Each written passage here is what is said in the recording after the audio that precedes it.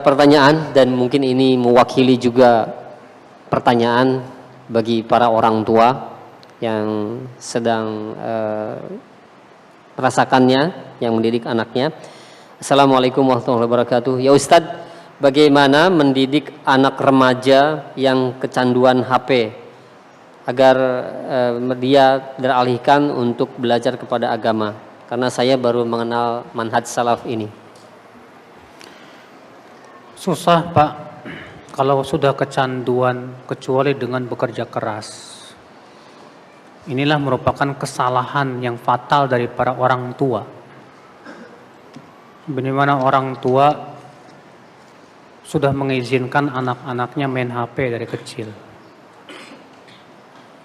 Demi Allah,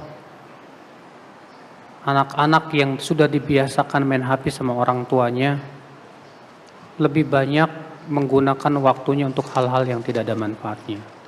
Yang kedua, lebih sulit untuk menuntut ilmunya. Karena dia sudah terbiasa dengan video, game, dan yang lainnya. Makanya kita lihat mereka itu untuk menuntut ilmu jeblok. Buat ngapalin Quran, susah. Sehingga otaknya itu sudah tercuci habis. Bahkan seringkali menimbulkan berbagai macam penyakit-penyakit yang tidak ringan. Jadi gimana caranya? Memang harus pertama dikasih motivasi.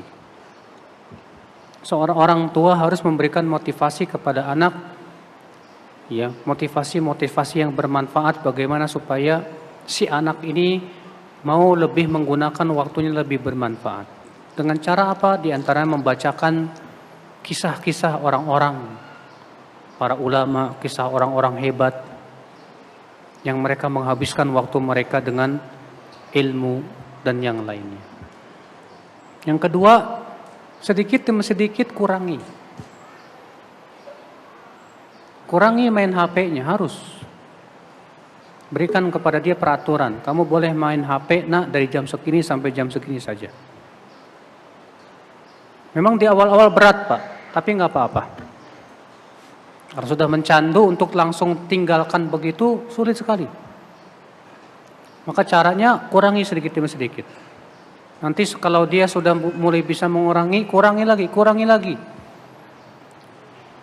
Sampai kepada derajat tidak memegang HP sama sekali. Ada ikhwah kita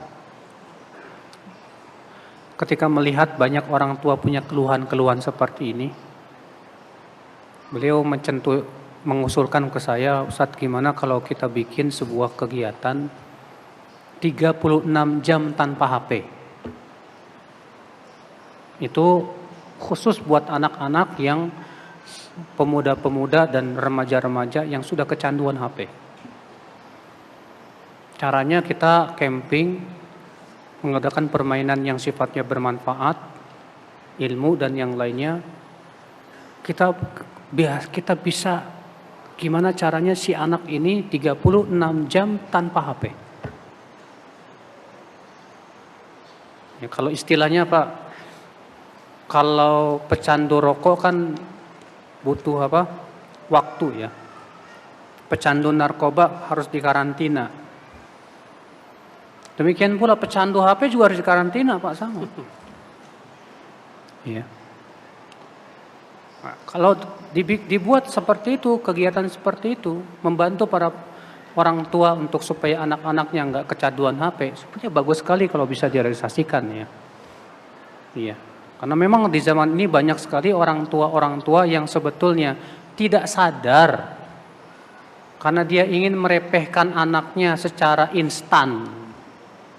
Ketika anaknya nangis, gimana caranya supaya anaknya langsung repeh gitu Pak. Langsung diem. Nggak mau usaha. Bukain YouTube. Nih. Biar apa? Supaya antum bisa asyik main HP. Wallahi ini penyakit berat ini Pak. Wallahi penyakit berat. Jangan sampai anak kita terbiasa megang HP. Makanya nggak masalah, antum coba ajak ya, anakmu misalnya 2 hari Sabtu dan Ahad kemana tanpa HP, ke tempat yang di situ nggak ada sinyal,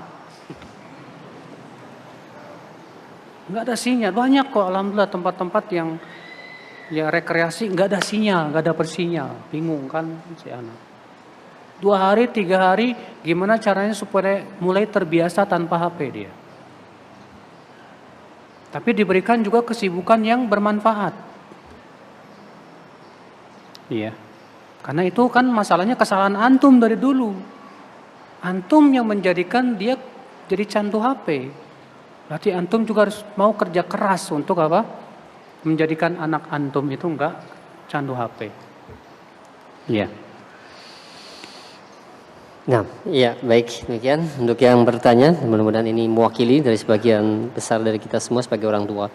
Dan selanjutnya ada pertanyaan, ya Ustadz, ana ingin sekali tinggal di kampung agar bisa merawat orang tua ana, karena orang tua ana sudah sangat tua. Tapi di kampung ana sangat sulit untuk usaha. Sementara ana di sini sudah memiliki usaha sendiri. Mohon nasihatnya. Di kampung sulit untuk usaha. Sebetulnya sih menurut saya sih antumnya aja belum menemukan peluang di sana. Coba deh antum pelajari di sana ada nggak peluang bisnis di sana. Sebetulnya kalau antum konsultasi sama teman antum yang ahli bisnis dan bisa membaca pasaran bisnis, dimanapun insya Allah ada peluang, kecuali di hutan ya. Bingung kalau di hutan mau jualan sama siapa gitu kan. Adanya monyet, kera, babi dan yang lainnya. Kalau ada di kampung, di situ ada orang banyak dan yang lainnya. Mungkin antum di situ belum menemukan peluang aja. Coba antum pelajari lagi, lihat, wah ini ada peluang kayaknya. Di sini belum ada bakso nih, misalnya gitu.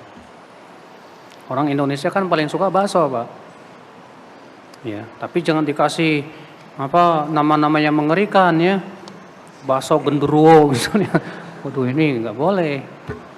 Ya. Nah, coba lihat kebutuhan di masyarakat di situ apa aja sih.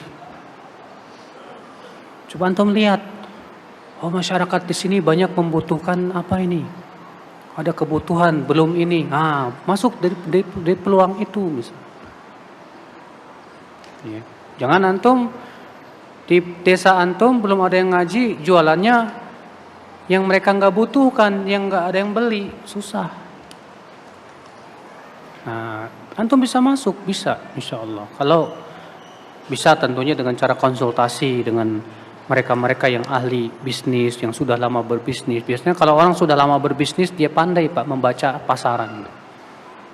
Oh, bisnis di sini bagusnya ini. Tahapnya begini. Penting, makanya teman-teman yang sudah pandai berbisnis, berbagilah sama teman-teman ya, ilmunya dengan teman-teman yang mereka itu belum punya kerjaan. Bagi, ajarkan mereka bagaimana berbisnis. Iya.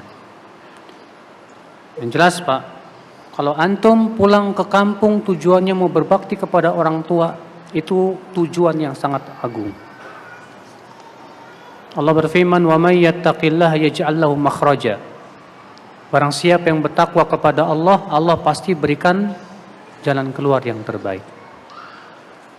Atau opsi yang kedua, antum ajak orang tua antum kemari. Tapi ini kayaknya kecil kemungkinan. Karena orang tua itu kalau sudah tua di kampungnya, amat sangat sulit pindah, Pak. Dia tidak akan pernah mau meninggalkan kampung halamannya. Ya, sulit sekali untuk pindah, itu sulit sekali. Maka dari itu kalau memang kita sudah merayu, membujuk dan yang lainnya, ya udah. Ya coba antum cari di situ ada enggak peluang-peluang bisnis yang bisa antum bisa masuki. Jualan apa gitu yang kira-kira ya di situ orang-orang butuh. Wallahu a'lam. Nah. Iya. Baik, untuk selanjutnya ada beberapa pertanyaan yang sama. Di sini bertanya, alhamdulillah ada beberapa yang hadir atau mungkin banyak dari yang hadir di kesempatan hari ini para pemuda yang baru hijrah dan baru mengenal sunnah Ustadz, namun masih dikelilingi oleh teman-teman yang lama yang mereka belum mengenal sunnah. Apa yang harus kami lakukan? Apakah kami harus meninggalkan mereka atau bagaimana Ustadz? Pertanyaan saya kepada pemuda seperti ini, mungkin tidak kamu hijrah tanpa meninggalkan pemuda itu, apa teman-temanmu yang tidak bagus itu? Jika jawabanmu nggak mungkin Ustadz, setiap kali saya berteman dengan mereka, saya pasti kembali kepada maksiat. Berarti jalan kamu satu-satunya tinggalkan dan kuatkan hatimu. Kalau memang tidak bisa dibarengkan begitu. Tapi kalau kamu berkata, saya hijrah, saya ngaji, sambil saya ngajak teman saya satu persatu, alhamdulillah. Bagus. Iya. Karena memang kemampuan manusia, Pak, dalam bergaul itu beda-beda. Ada orang bagaikan kasroh, di bawah terus. Maksudnya apa? Selalu terwarnai, tidak punya kemampuan untuk mewarnai. Maka yang kayak ginian mendingan nggak usah bergaul. Artinya jauhilah. Ada yang bagaikan fathah atau dhammah. Dia selalu bisa mempengaruhi. Kuat dia di depan teman-temannya, sehingga kalau teman-temannya ngajakin maksiat, dia langsung ingatkan, nggak boleh itu maksiat, haram. Dan dia siap untuk diejek sama teman-temannya kalau disebut, oh lu sekarang udah berubah ya, udah jadi alim. Ya mendingan jadi alim kan jadi orang jahil. Iya. Nah, masalahnya terkadang nggak siap kalau diledek, Pak. Kadang diledek sok suci loh, mendingan sok suci daripada sok kotor. Harus kuat, memang harus kuat. Kalau nggak kuat, hanya karena ditinggalkan teman, sebetulnya mencari teman tuh banyak kok. Kalau kita mau hijrah dan tidak bisa sempurna hijrah kita kecuali dengan meninggalkan teman-teman yang buruk, kan masih ada teman-teman yang soleh di majelis ilmu. Duduk di majelis ilmu, jangan pasif. Kitanya yang aktif nyari teman. Kita lihat ada pemuda juga nih, Masya Allah udah hijrah. Saya baru hijrah, kenalan. Akhi, gimana kabarnya? Sehat, Masya Allah. Jadikan dia teman. Supaya berpindah dari teman yang tidak baik kepada teman yang baik. Ya. Nah ini, makanya kalau masalah apakah saya meninggalkan teman-teman, saya mau tanya kepada kamu. Kemampuan kamu saat kamu tidak meninggalkan teman itu bagaimana? Sebatas apa? Dan pengaruh teman dalam hidupmu sebatas sebagaimana besar? Ya, karena orang itu berbeda-beda, Pak. Allahu a'lam. Ya, syukran atas nasihatnya. Dan selanjutnya ada pertanyaan. Ustadz, mohon nasihatnya kepada para pemuda yang sudah mendapatkan hidayah sunnah agar memperhatikan masalah pakaiannya. Karena saat ini Masalah apa? Pakaian. Karena saat ini sedang ngetren celana yang slim atau terlihat ngepas di badan, dan juga untuk para akhwatnya yang memakai gamis syar'inya bermodel agar terlihat cantik dan menarik. Inilah Bapak sekalian, ketika banyak yang hijrah tapi kemudian mencetuskan sebuah pakaian yang ingin dijadikan sesuatu yang ngetren di kalangan pemuda.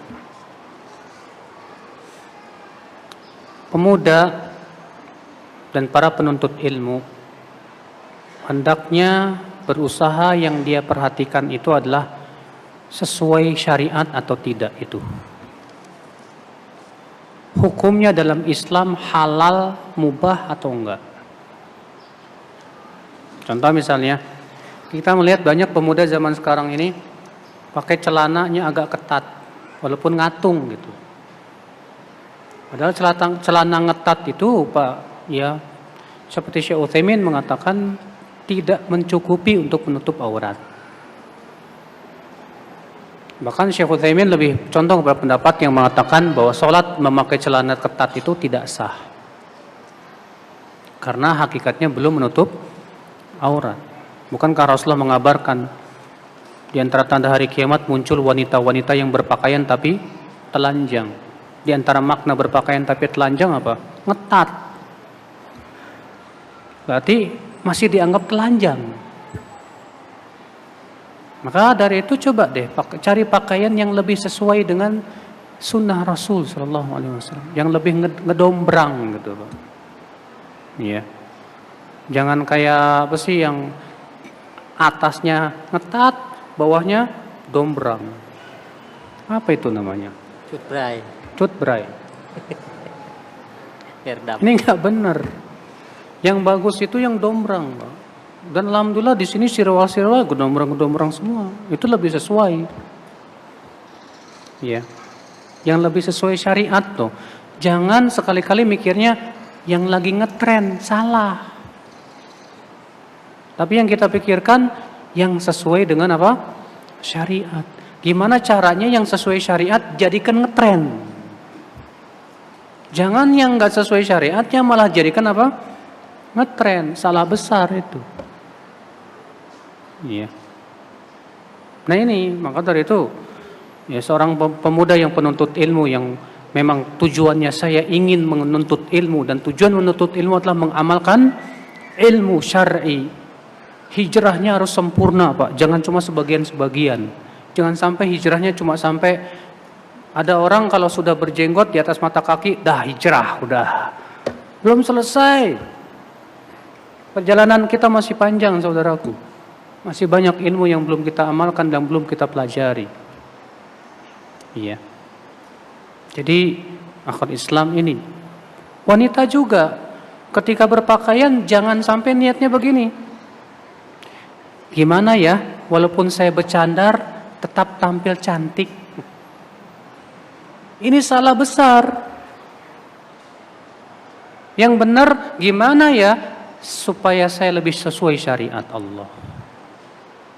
Jangan sampai ya sebagian wanita-wanita pakai cadar tetap aja Pak pengen kelihatan cantik di depan para laki-laki. Ini syahwat wallah. Sehingga akhirnya apa? Cadarnya dihias-hias. Iya. Sehingga akhirnya menarik perhatian para laki-laki.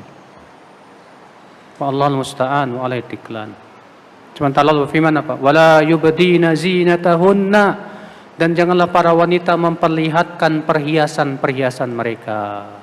Maka kata Syekh Abu Bakar Abu Zaid, semua perkara yang menghias wanita jangan diperlihatkan kepada laki-laki. Ya, Allahu a'lam. Nah, baik. Insyaallah nasihat yang sangat bermanfaat sekali. Selanjutnya ada pertanyaan, ya Ustadz, apakah nasihat-nasihat tadi yang telah dijelaskan dari 15 nasihat itu bagaimana cara menerapkannya kepada perempuan, Ustadz?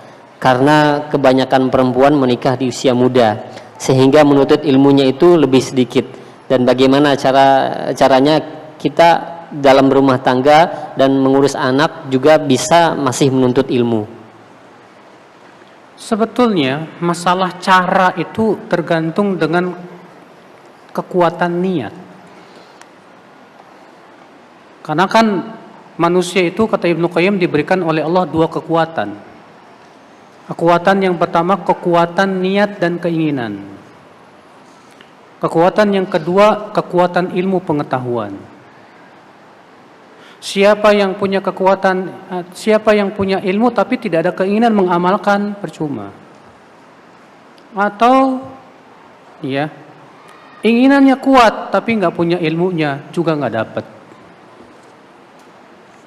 Nah sekarang kalau kita ingin berkata cara bagaimana, sebetulnya cara itu butuh kekuatan keinginan dulu. Kamu harus punya tekad. Saya harus menuntut ilmu walaupun saya punya anak. Coba dengarkan kisah Umar bin Khattab di zaman Rasulullah SAW. Yang dikeluarkan oleh Imam Bukhari dalam sahihnya, kunna natanawabu fil ilm. Ana wajarulli. Kami dahulu saling bergantian menuntut ilmu. aku dan tetanggaku.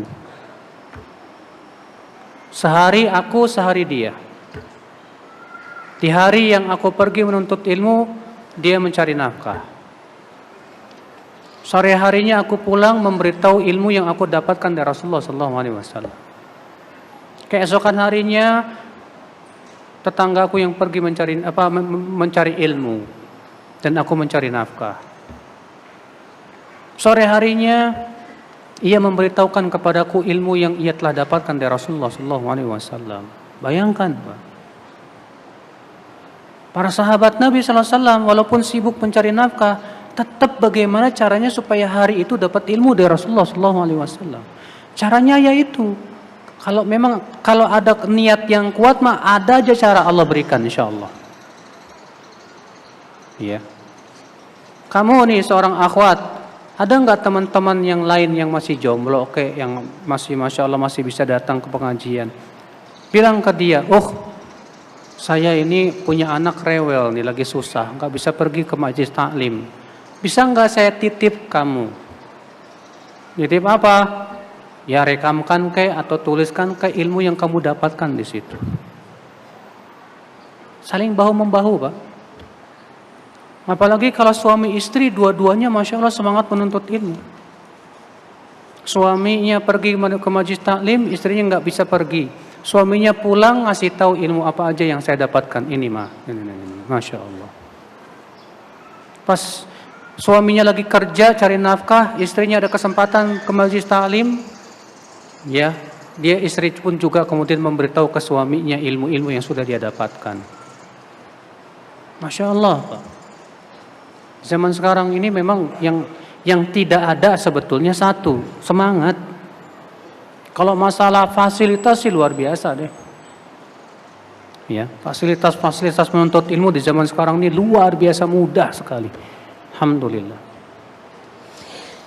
Nah, baik, jazakallahu khair atas jawabannya. Demikian, dan selanjutnya ada satu pertanyaan terakhir karena kita sampai jam 11 saja ya.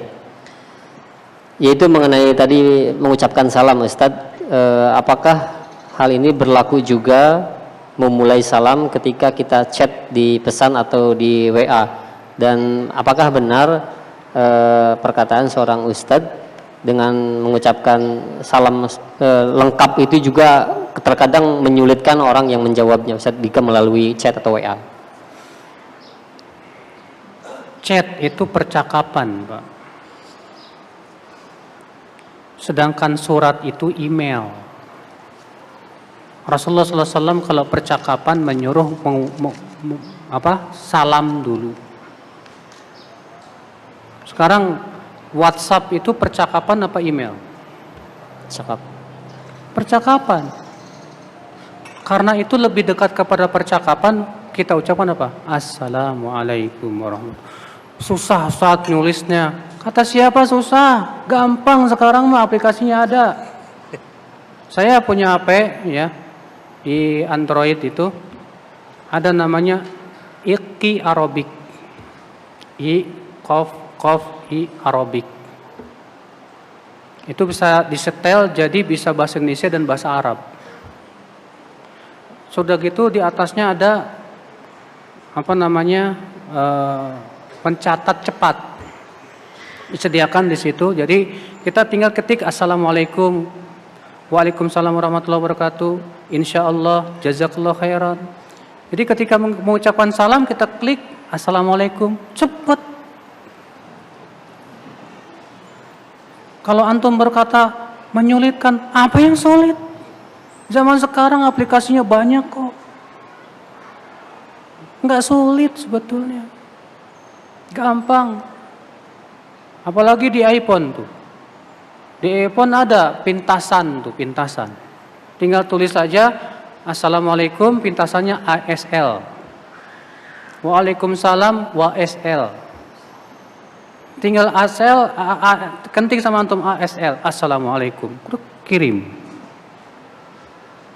Gampang kok, kata siapa sulit? Nggak sulit sebetulnya. Antumnya aja nggak paham. Iya. Gampang sekarang itu. Iya. Baik, saya kira cukup sampai di sini. Semoga yang saya sampaikan bermanfaat. Mudah-mudahan kita semuanya menjadi pemuda-pemuda yang energik, pemuda-pemuda Islami yang betul-betul memperhatikan akhirat dan agamanya. Tidak hanya sebatas sibuk dengan kehidupan dunia, mencari dunia, lalu melalaikan kehidupan akhirat. Na'udzubillah. Wabillahi taufik. Subhanakallah bihamdik. Asyhadu an la ilaha illa anta astaghfiruka wa atubu ilaik. Wassalamualaikum warahmatullahi wabarakatuh.